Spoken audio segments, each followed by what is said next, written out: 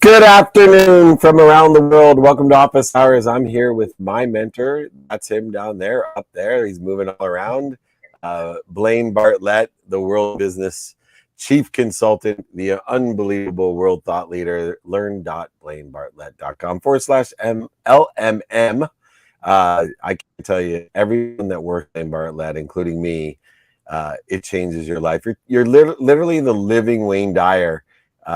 Blaine, you change the way that we look at things, and everything that we look at changes. So thank you so much.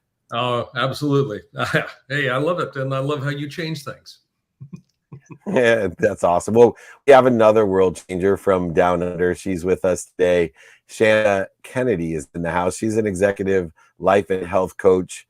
And she has a new book. And Shannah, I wanted to have you on Office Hours because there's an old statement that changed my life. And it was, if you want to make God laugh, come up with a well-developed plan. And yet you wrote a book, The Life Plan, The Simple Strategies for Building Confidence in a Changing World. How do we, within the context of a life plan, adjust for the changes? The God make us feel ridiculously small, which we are, and laughing at us because we spent years, decades, sometimes even longer with this great life plan.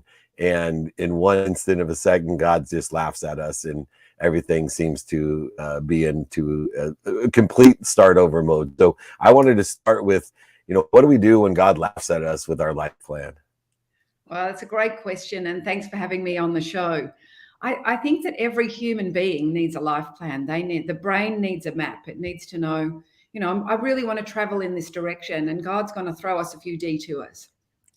But we still need an overall big picture of who are you without your job, and what are you doing for your life plan? And, I've been coaching a lot of Olympians for the last 20 years, elite athletes, CEOs, and my job is to make sure that they know who they are without their job, because the job is going to come and go, and the next job is going to come and go, and things are going to happen that are out of our control. But really focusing on what you can control around your mindset, your health, your well-being, what you're passionate about, your network, your hobbies, your wealth creation strategy, all of these things. Actually, I think for great confidence, you have to do a little bit of work on the business of self. Yeah, I love that. That is the essence of all of the work that both David and I do for all intents and purposes. At the end of the day, there's nothing out there except me. And I mean that in a very literal way. If I'm seeing a loving world, I'm being loving. If I'm seeing a nasty world, I'm being nasty. Just to be, kind of simple about that.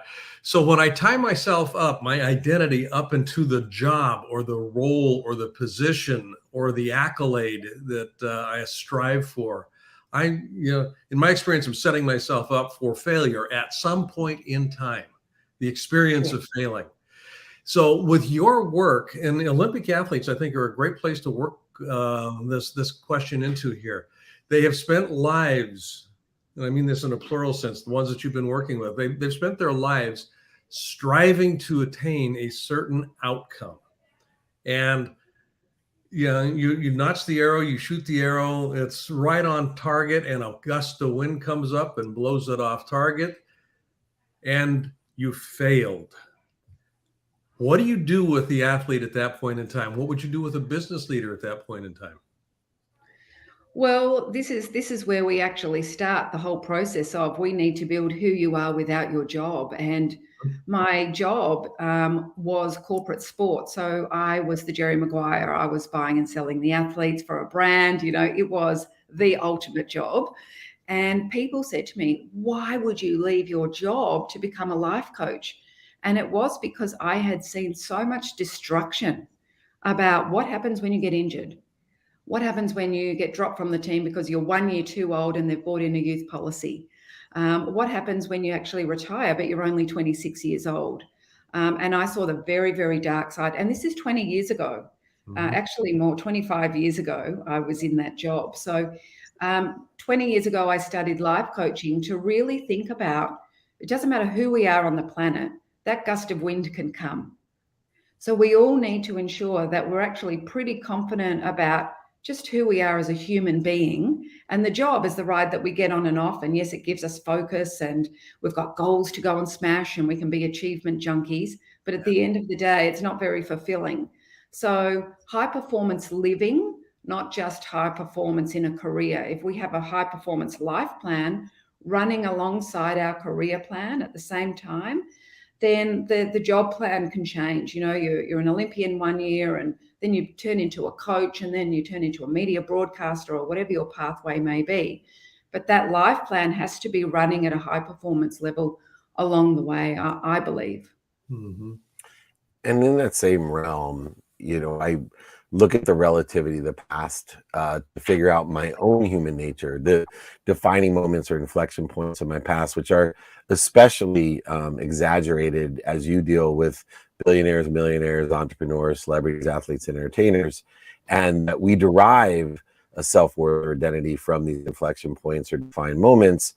And then we have these activities every day that are defined by 24 hours, that this collective consciousness, this earth is human beings, we're limited by the 24 hours.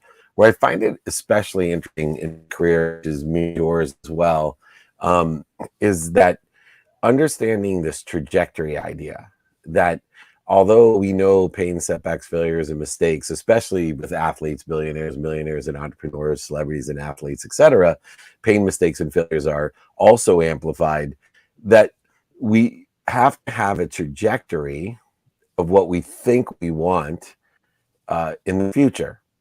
And although the only limitation in the past is the relativity or meaning that we give these defined moments, that, you know, when you're billionaires and you're athletes and celebrities, people hang on to those moments. You know, take someone like Jim Leyritz, who you probably don't know, but played for the New York Yankees, and he hit literally one big home run in his life to beat the Atlanta Braves in a World Series.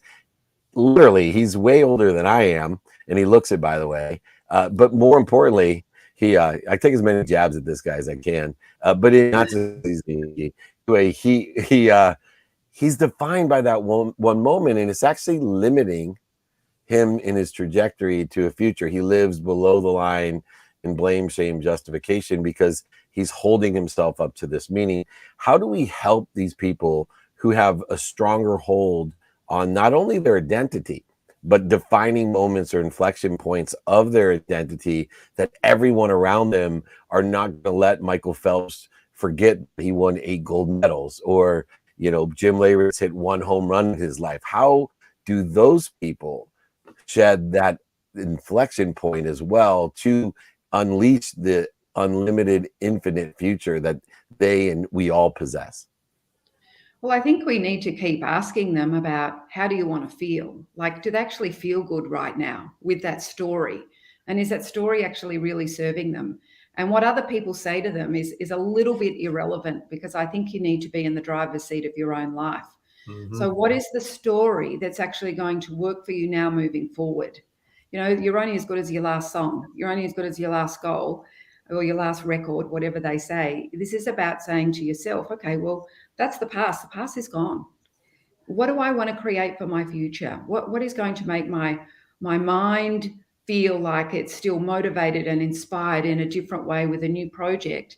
But most importantly, how do I want to feel about myself every day?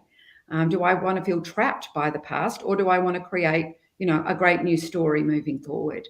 So I really try and work with them about, I don't really want to talk about the past and your gold medal. I actually think about you, the person and the human being, and how do you want to feel?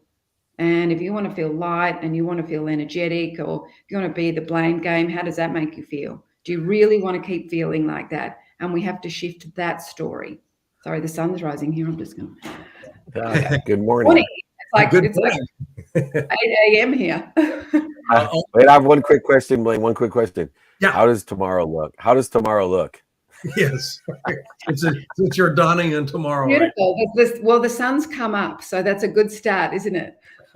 I'm looking forward to tomorrow now. Thank you. Yeah, it's gorgeous. You know, you're talking about aliveness, and aliveness only can exist in the present moment.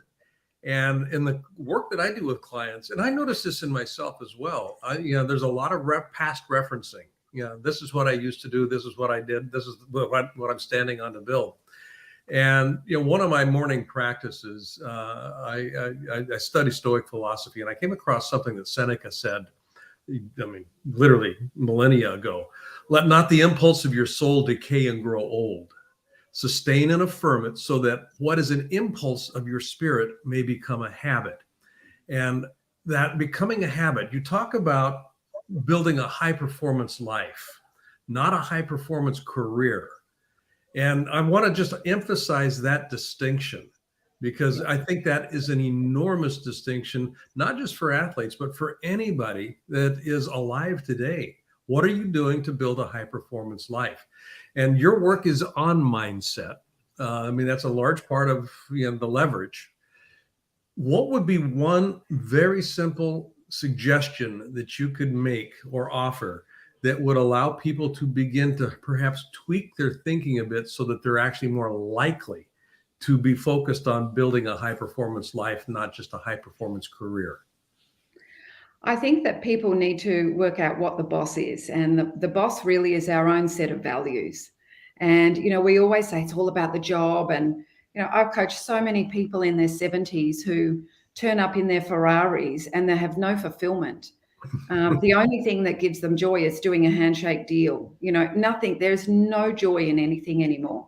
So there's no high, they're chasing the high. And what we need to do now for a high performance life is learn to create new highs in a different way. So for me, resting and treating myself like an athlete of life, where I have to warm up every day, run my best race every day, cool down every night, and having unbelievable habits that really support me, and make sure I stop at the Gatorade station all the way during the day, which is every time I wash my hands, that I take 3 big breaths and I'm present to actually enjoy the success that I have.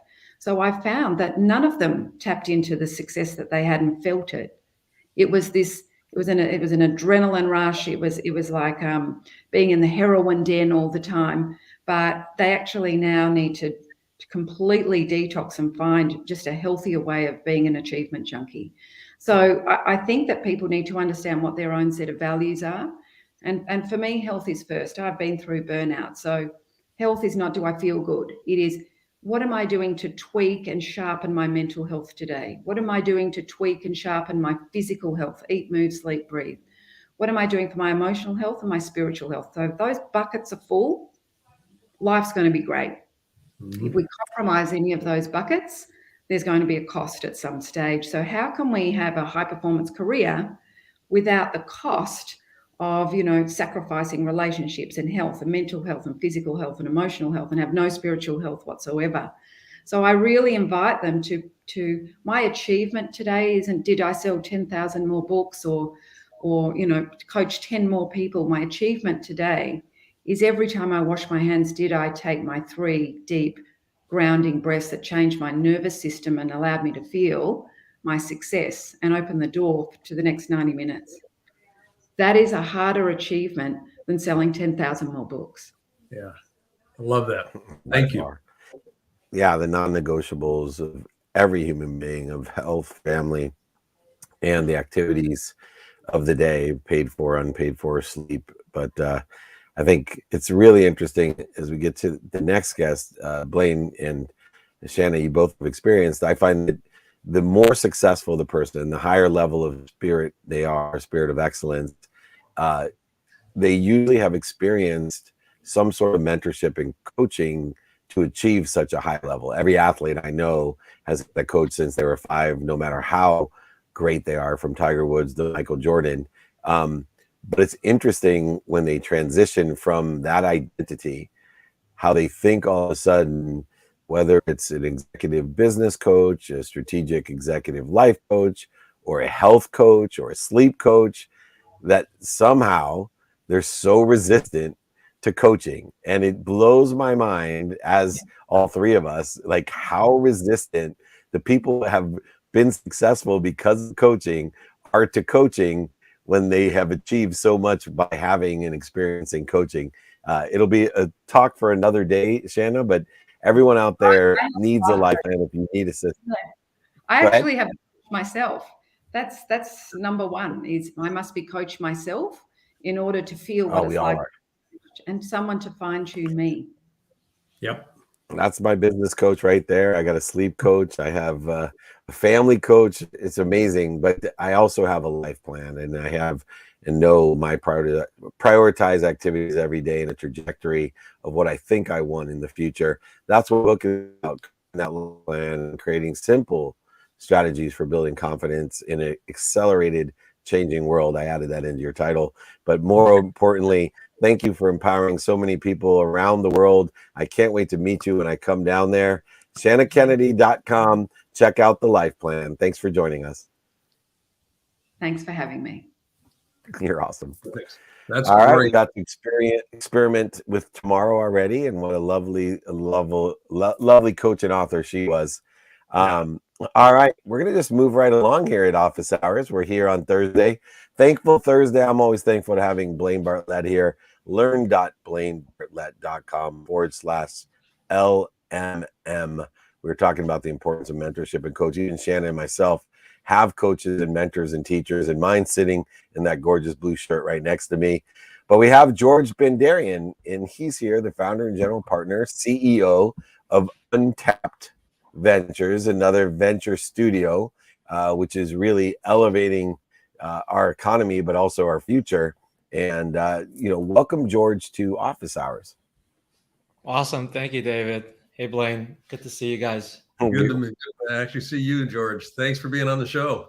Thanks for having me. Yeah, we certainly, it's so important to have people who not only give money, but also give advice, give support, give relationships. And these startup studios that are, popping up everywhere, no pun intended, with Untapped Ventures, what are the unique ways or value propositions to the corporates out there for innovating within the context of Untapped Ventures or a venture studio in general? Yeah, sure. Happy to dive right in. So Untapped Ventures kind of, our what we do is we're both a venture studio and a venture fund, and we build and invest in emerging tech startups that help people live their best self. So I definitely loved kind of the last conversation and really all the work that you do, David. So very aligned kind of my thesis when I started it, and I'll answer your corporates question in a second. Just providing a little context was, how can I take what some of my, personal development gurus do, the Tony Robbins and, what you do out there and all that, and how could I do it in a different form? How can I do it through venture scale startups that reach people? Because a lot of people access the things that they access on their mobile devices and their computers, and a lot of that is through software. So that's kind of the background of what we do. And then as it relates to corporates, so the studio has three, if you will, raw materials that go through the studio manufacturing facility, if you will. If a studio is a startup that builds startups, we work on internal ideas, we work with founder-led ideas, and we work with corporates. So you asked about corporates. The interesting thing about corporates is that, if you follow some of Salim Ismail and the kind of EXO exponential organizations work, I think he's done a good job of talking about how the corporate, has an immune system, and even some of the best ideas will get killed, or they just won't be able to make it for a variety of reasons.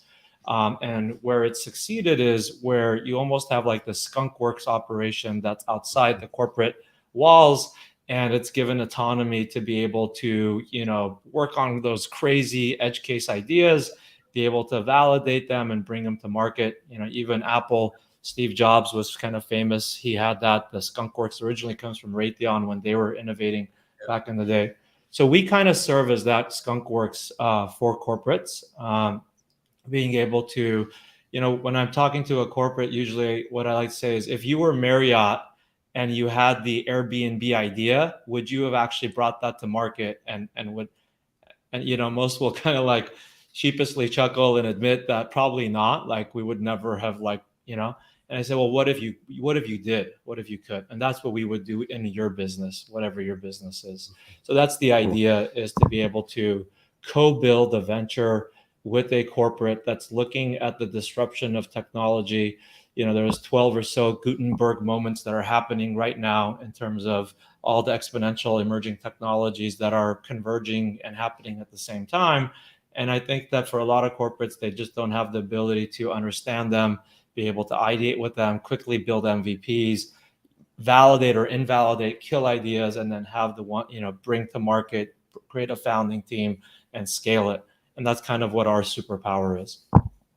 You talk about your MTP, your massively transformative purpose, being self-actualization. And that whole notion of MTP, Peter Diamandis kind of popularized it. I've known Peter for some time. The idea of transformation. I mean, and I'm struck by this with the referencing around corporates. When I was doing a lot of work with Nokia years ago, when Nokia was the big gorilla in the marketplace in telephony, they had their little skunkwork area that was this little thing that we've got this idea, let's put it over there and see what can be done with it. And that was my first really exposure to an organization that was intentionally trying to disrupt itself by saying, we're going to give you guys a budget, go run with this, see what you can come up with, and if it looks viable, we'll find a way to kind of run with it and see what happens. Now, there's some stuff that happened out of that. No, I won't go into that whole history. But when you're talking about that massively transformative purpose as a person, self-actualization, can you apply that same notion to an organization? And this is a rhetorical question in part, because I know we can. I'm just wondering how you go about doing that, because self-actualization literally is about going outside of constraints. Yeah, that's a great question. So, so I grew a company. I sold it in 2018, and when I did my purpose discovery work after the post-exit identity crisis, right? So once I got past that and I did the deep discovery work and how am I gonna have impact and how am I gonna do that, I knew that that's what I like. I live for the moment of the breakthrough, personal transformation. And I think you guys were saying, I thought I heard David saying in the last segment something about that everybody's had something that's happened in their past that's kind of, leads to it, right? So my father passed when I was a baby. So obviously, growing up without a dad, that has an impact. And so luckily I was given the Tony Robbins Get the Edge CDs, when, in high school, and that started my journey. And so that was so I said that's what I want to do, and then I said, okay, the company I grew was in the B2B SaaS space, so I'm very used to working with enterprise and kind of on the B2B side, maybe a little bit more than on the, let's say, a B2C kind of guy.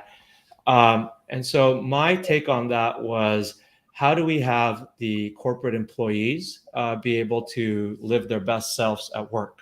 Right? Because we spend most of our waking hours at work. And mind you, like that thesis for Untapped Ventures when we started, which is, employees, like how do we help employees become their best selves at work? Because we spend the most of our time. That was before the Great Resignation. It was right as the pandemic was happening, and there was a lot in question around work. And, first it was like where we work, but then as everything about work came into question, it wasn't just where we work and who we work with, it's why we do the work. And the why led to the Great Resignation, which was, really fascinating to see as that collapsed with us really getting Untapped launched. So as it relates to what we do on that side of the house, I think it's really working with corporates that are very culture oriented, that want to take care of their people, that are really looking for, not just the check the boxes employee benefits, but how do we really make a difference? So like as an example, one of our ventures through our studio is a product called Teamfulness, which is the world's only guided business meditation app, different than Calm and Headspace and some of the others, where it's all about like processing actual issues. Like I'm a longtime EO member, very familiar with EO, YPO, Vistage. And, if you kind of boil down all the presentations that happen in Forum, they kind of fall into a number of like common categories. And so we took those and building guided meditations to be able to provide individuals and teams the ability to go internally, and instead of leaning into another Zoom meeting or another whiteboard session, to actually just kind of pause and go within to ask those questions and try to pull answers from a different source, right? The higher self, or, you know, the connected consciousness. And so our vision with that is in the next 5 to 10 years, it won't be weird. There won't be stigma around calling a meditation meeting. And we just jump on, we pick the right one from the content library, you know, whether it's recruiting, retaining, strategic planning, you know, trust issues within the team, interdepartmental conflict between marketing and sales or product and engineering, whatever the case might be. And we can use the right one to be able to access new ideas, insights, and breakthroughs in new ways. So that's like an example of us living our mission in the workplace, to your question. Yeah. Thank you. And George, that's an amazing answer, by the way, and surprising as well. But running a fund and a studio, vetting is a superpower.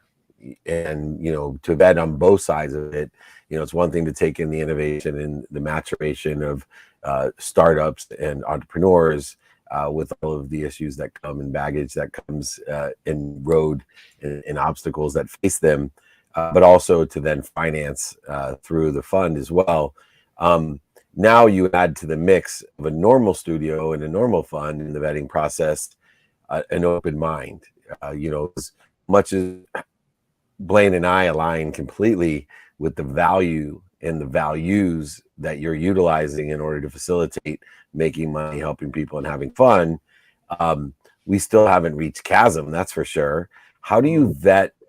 I don't care about the money and the innovation entrepreneur side, because that's done and have been done for decades. But now the added component of how are we vetting for someone who has an open mind and open heart, as well as the open hand, to realize it's not just, you know, the money on the hands and the back, it's more the head and the heart. How are you vetting to find the people with the right mindset, heart set, and handset? Yeah, that's another great question. So I mean, I think a lot of that comes with as we have meetings with the founders.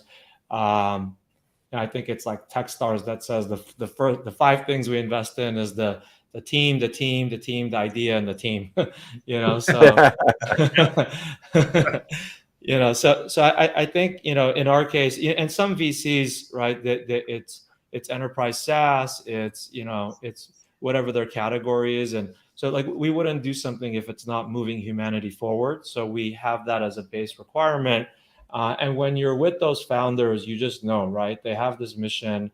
You know, they just believe that there's a change that they need to create. So I don't know how deep you want to go with that, but, you know, I think it becomes pretty clear. Maybe there's a better way I could answer it, but you know, I think that it's kind of a you might as well just copy. You might as well just copy Techstars, right? Team. Yeah, there you go. That definitely. You do have a system with questions to perturbate and to challenge the mindset that's to find the values and the value proposition of the fund in the studio. Exactly. You know, I was taking your question to be like about the founder and like their true commitment to this deeper purpose and impact. You know, so that's, you know, sometimes you ask the questions, you have to just kind of get that feel. But if you're talking about like the rest of it, we have stage gate processes and a methodology. And, you know, so like, you know, you reach the next level, it unlocks some more money and things of that nature, which is, yeah, very standard. That's awesome. Well, George Bandarian, the second, by the way, founder and general partner, CEO of Untapped Ventures, a combination. And the third is somewhere back there in those photos. Oh, good. Well, we have a great show that we'd love to take more of your companies on with 2 Minute Drill on Apple TV, and we'll provide them, the winners at least, with $50,000 cash and prizes. So let's coordinate and get rid of those companies, because we're looking for companies with that mindset, heart set, and handset you're inspiring and empowering with. George Bandarian II, thank you for joining us here on Office Hours. Yeah, thank you. Thank you for having me. Looking forward to connecting again soon. Thanks, guys. Take care. Yeah, keep up the great work. Thank you. Thank you. All right. Woo. The day is Love it. flying by, even though it's tomorrow in Australia or Brisbane or wherever our friend was, Melbourne. Shannah, we are blessed to have our third cleanup hitter here. She is the Milaena, easy for me to say. Milaena, welcome. Hello. Milaena, Chief Executive Officer of Healthy Kinnect with a K-I, healthykinnect.com. And, so much has been talked about and given to gamification. And gamification has certainly always been a part of health fit, and now that we have mobilization of gamification and a handheld experience with this accountability, it's take on a greater size, scope, and scale. And you're able to, at Healthy Kinnect, provide a different type of accountability for health and fitness in this gamified application. How have you distinguished or defined accountability, which is to me a mainstay or a proven variable that's necessary in order to have a lifestyle change of health and fitness? Yeah, absolutely. And like you had mentioned, the gamification piece definitely is growing. But that is the important thing to realize about that is that's an extrinsic form of motivation. Mm-hmm. So accountability itself is more, there's different ways, right? So there's extrinsic and then there's intrinsic. So our goal through Healthy Kinnect is to not only use the extrinsic form of motivation through gamification, but we want to connect people. Because if we're looking at the human's three basic needs, right? Relatedness, competence, and autonomy, the relatedness piece is connecting with others. And so that's what we're really bringing with Healthy Kinnect is that social accountability piece where now you can connect and match with other users on the platform that have similar workout preferences, similar nutrition preferences, similar ways of achieving your goals. And then obviously location being another factor that we build in there as well, if you wanted to meet up in person. So yes, gamification is going to be a big part of what we do through reward points that are worth actual monetary value that they can then redeem in our in-app store for health and fitness products. But we want to really place that emphasis on community building and turn something that's daunting as working out and eating healthy can be to some people into something fun and just build the community out of it and find people to help you achieve your goals effectively and long-term rather than just the short term. The idea of social accountability for health and fitness, that's an interesting positioning. And there's a couple of things that come to mind here. One is the conflation that seems to occur between accountability and responsibility. Yeah, those two get confused sometimes, and they are very different. And the difficulty that I've run into when that conflation happens is that for most people, responsibility has an association with blame. Yeah, who's to blame? Yeah, so if I go off my diet, if I am doing things that I'm not hitting my exercise marks on a daily basis, if blame comes in, and when blame comes in, the whole dynamic starts to change because it's implicit in that word blame is something's broken or somebody's to blame or something went wrong. It's broken or it's wrong.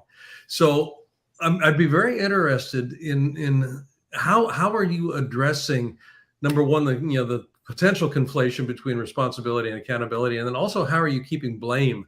Yeah, it's broken. I didn't do it right. I mean, all of these things out of the conversation in the community, such that people have a clean environment to actually move forward with.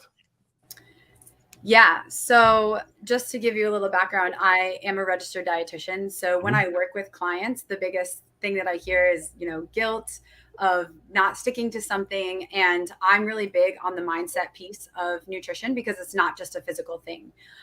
So to answer your question, what we want this platform to essentially be is we want it to be autonomous to the users. So we don't want people to feel like, oh, okay, I'm going to get an accountability partner. We have to go to the gym and we have to do this specific type of workout, or else, oh God, like I didn't do it. I'm a failure.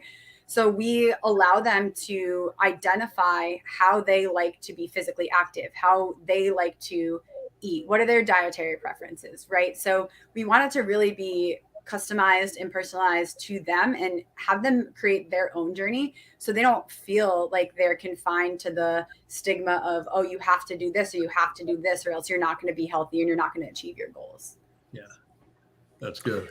And Milaena, looking at the emotional side of things, I find it really interesting how related fitness or health and nutrition are, but they're completely different emotional activities. And, I'm always amazed how there can be one of the most disciplined, coherent athletes or fitness people, and they have the worst diet in the world. Or there's someone who has the most coherent, disciplined diet, healthy, and they have the worst exercise or fitness regimen as well. And I tend to think that they're just so emotionally divergent, and they have different aspects that cause the interference between the natural homeostasis of you are happy and healthy and wealthy and worthy. Your nutrition is fine. You are at ease. What are you doing to create dis-ease in your fitness or dis-ease in your nutrition? What are, in your, expertise, in fact, the emotional differences that create this interference between people who aren't good at working out or aren't good at the nutrition? Yeah, well, that's just the thing, Dave. You really hit it right on its head, because when it comes to creating healthier lifestyle and creating these habit changes, there's no one right way, which is why I personally, in my consulting with my clients, I am all about personalization. So I use genetic testing, I use gut health testing. I get as much data as I can inside of your body without cutting you open and actually looking. And because you know what I mean? And it's like, you got me a hello. Right. There's so much out there, and it causes people to create this mindset where they have to do it just this one black and white way or else they're going to fail. And that's where a lot of the dis-ease comes from, is because they're like, oh, well, so-and-so did this, now let me try. And when they don't do it, then they're like, oh my God, like I failed, or they start being super hard on themselves. So what I like to do just in my world and with my clients is that I want them to know that it's going to be custom to them. It's their own journey, and it's not going to look the same as everybody else's. Mm-hmm. So when I get this data and I actually can show them what's going on inside of their body at a granular or cellular level, it's like, okay, here's what's happening. And I have the knowledge in the background to help guide you in the right direction based off of your specific information. And I think that not only do I think, but it's also been scientifically studied, is that when these recommendations are personalized, the percentage of people that actually achieve their long-term goals and actually can sustain it is a lot higher, because now they know exactly what they need to do for their own specific body type, their genetics, just all different variables that play into it. And they're not hyper-focused on what so-and-so is doing to achieve their goals. You've talked about three primary drivers: relationship, competency, and autonomy. We've talked about the relationship piece, the community that gets created off the app and the platform. You just now talked about autonomy, in the sense of this is a personalized approach. And in that personalization, there is autonomy for me to do things because my biome and everything else is a little bit unique. How are you, the issue of competency? If I'm somebody that has tried and failed, and so this mental chatter goes on in my mind. Oh, here we go, one more time. How are you addressing that with the app? How does that actually get get people to begin to feel competent in the process? Yeah, you guys are asking great questions. So hey, we get paid big bucks for this. I know, I love it. So I'm very big, just again, in the space that I'm in, I'm big on education. So I want to make sure that we're able to not only have a platform where people can share their journey, but we also want to have experts on there that are actually educating people, myself included, and then other strategic partnerships that we are planning further out in different phases to bring on and actually have them as experts on the platform. So it's kind of like an RD on demand, if you want to call it that, where people can chat with dietitians. We'll also have a library or a database with health and fitness information that is actually credible, because that's another big thing is people feel like don't have that confidence in health and fitness because there's so much information out there. It's information overload. And you hear one thing, you see another thing, and you're like, okay, well, what do I believe, right? So our biggest thing definitely is the education piece, which we plan on doing with those two different ways. So having that database of research articles, as well as bringing on experts into the platform. It's amazing. You know, where can people sign up and download the app and utilize your services? Yeah, so we just won a Shark Tank style pitch contest called Sharks and Angels Live. So we've been talking with some investors post event, and our projected launch, or we're going into beta actually pretty soon, but our projected launch to the actual app store, I want to say end of September. We do have a wait list of about 3,000 people right now that we've been running Instagram and Facebook ads to. It's been crazy the amount of interest that we've gotten just from the last few months. So if you go to www.healthykinnect.com, you can sign up for the waitlist there. That's great. Awesome. That's KINNECT. So we've had all types of Kinnect on here. So I just want to clarify for our audience, Healthy Kinnect, KINNECT.com. Milaena, thank you so much for joining us. So of Healthy Kinnect, I have a feeling that this may just be the answer that we're looking for. Thanks for having the time to join us and educate us. We appreciate you. I appreciate your time. Thank you so much. Thanks. Thank you. Awesome, my friend. We need to get her connected to George. I know. It's crazy though. I just love this show. I just think, you know, at a whim, the soul of business, the mindset mastermind, whatever you want to call it, office hours here with you is an MBA in a day. That's what I would call it. And if you want an MBA every day, then you got to join Blaine at learn.blainebartlett.com/LMM. Just an extraordinary mind to help everyone with the best intentions. Blaine, what's your takeaway of the day? Takeaway for the day. I'm going to organize it around aliveness. Alive. When we're looking at building a higher plan, creating a plan for a high performance life. That's present, future, and it's not role dependent. It's not career dependent. And it's, the idea of bringing aliveness to what it is that I'm doing in all aspects, in all domains. The idea of, moving humanity forward. That's about aliveness, which is what George was talking about. And, we need organizations that move humanity forward. I mean, and I love that phrase. And then, it doesn't get much more personal than health and well-being. And when my health and well-being is handled, my experience of aliveness, and you talk about this quite a bit. I mean, if I've got my health, I'm not concerned with anything else. I mean, it's just kind of out there. If I don't have my health, the only thing I'm looking to is, I don't like what I'm feeling right now.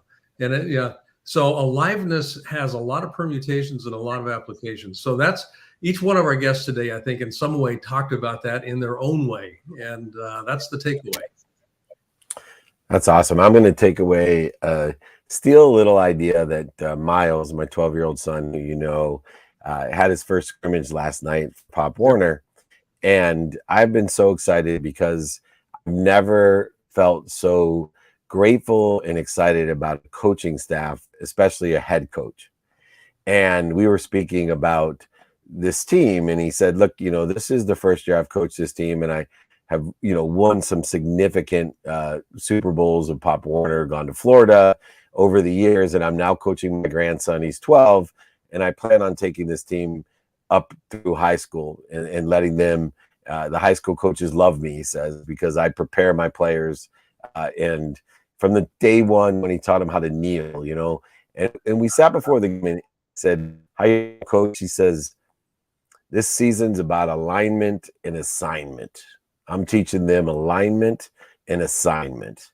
And he said, "Next year we'll worry about winning." Now, meanwhile, not only was it the best performance of any team that my boy has ever played on for a first game or a first scrimmage, just knocked the socks off the other team. But even more impressive of the alignment and assignment, he, after the scrimmage, he couldn't talk. He said, "I'm too emotional." And he let the other coaches speak. And then he finally had his turn to talk. And all he did is he said all the boys came in and, he put his arms around the entire huddle, 26 boys, and he cried. And he had alignment and assignment. He, like our friend Shannah, his life plan is this assignment. I'm aligning with what potential I have, and I'm going to create an assignment for myself to execute on. And I'll deal with the mistakes, setbacks, and failures, the pivots, the protections, the promotions. And George, he's getting alignment and assignment with entrepreneurs. And obviously, as you stated, most importantly, Milaena, alignment and assignment with our health and nutrition so that we can have as many wishes as I want. So my takeaway of the day is in honor of the best kids coach I've ever met, a man who I've just earned so much respect for because, I'm a crier. I wear my heart on my sleeve because I care so much. I started to tear up when I saw it. I said, this guy really cares. Like you can't feel the way that he feels unless he really wants to teach these kids something about alignment and assignment. Obviously, from the three people we've had on today, it seems like an extremely important lesson, not just on the field, but off the field as well. And I appreciate you assisting me as always with my alignment and assignment and others in my circles and spheres of influence. The incredible Blaine Bartlett. Learn.blainebartlett.com/LMM. If you want to join the best mastermind there is, it's the Mindset Mastermind. You give meaning to everything you see. All my love. Thank you for the alignment and assignment. I will see you soon. Okay, buddy. You take care. Talk soon. Love you. Thank you. All right, everyone. Big shout out. Big training tomorrow. We're on fire every Friday for over 22 years. We're coming on 23 years, Nick. How about that? 23 years coming up. Free training, free books, free exercises, free guides, free lives, free office hours, free. Oh, so much for free. If it's free, it must be me. Come and join us. If you miss it, watch the replay. One thing I've learned about all the podcasts, download the playbook. That's where we have the replays of all these things. Download the playbook and review it and rate it so more people can have access to great minds, great hearts, and great hands as Blaine Bartlett. Please, everyone, download the playbook, rate it, and review it. Remember, most importantly, whether you're there tomorrow morning at 7 a.m. or not, you can always email me, david@dmeltzer.com.